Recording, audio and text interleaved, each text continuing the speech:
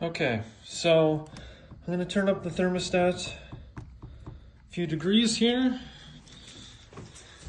We just swapped out the condensate pressure switch.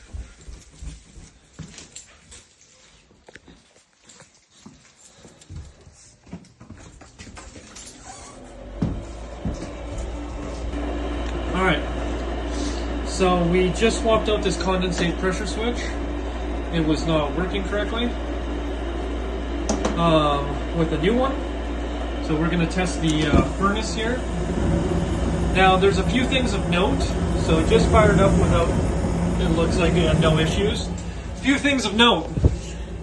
This is incredibly dangerous. You need to have a chimney liner from up there running to the furnace, or not furnace, the hot water tank.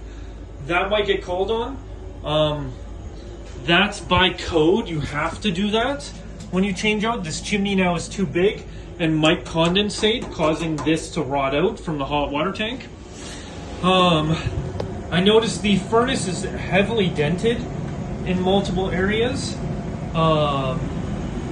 So keep that in mind. It's caused the whole furnace to kind of warp a little bit, as well as you can see the furnace venting here is like, it's kind of at an angle going up, and then it touches against the chimney and then out. That's fine that it goes out that way, but it can't be this crooked. It's putting a heavy amount of force on the back of this inducing motor. So I'm going to let this here run for a bit. I'm going to test it. I'm going to test gas pressures, make sure we're good.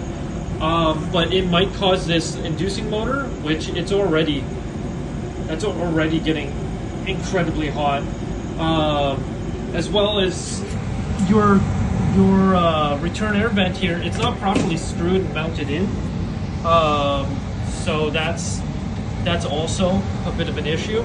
So I've just removed the filter for the moment, but I'm going to test this furnace, and yeah, we'll go from there.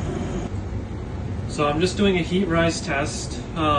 This is the only inspection sticker I can find, but this is from 1999. So from my understanding, this furnace was installed last year by someone else. We do have a combustion air pod, which is good. So that's my only main concern, is that there is no chimney liner and that this vent is so kinked and warped. So far the rest of my tests look good. Gas pressures are normal, and the power being pulled by the inducing motor and the blower motor are both normal.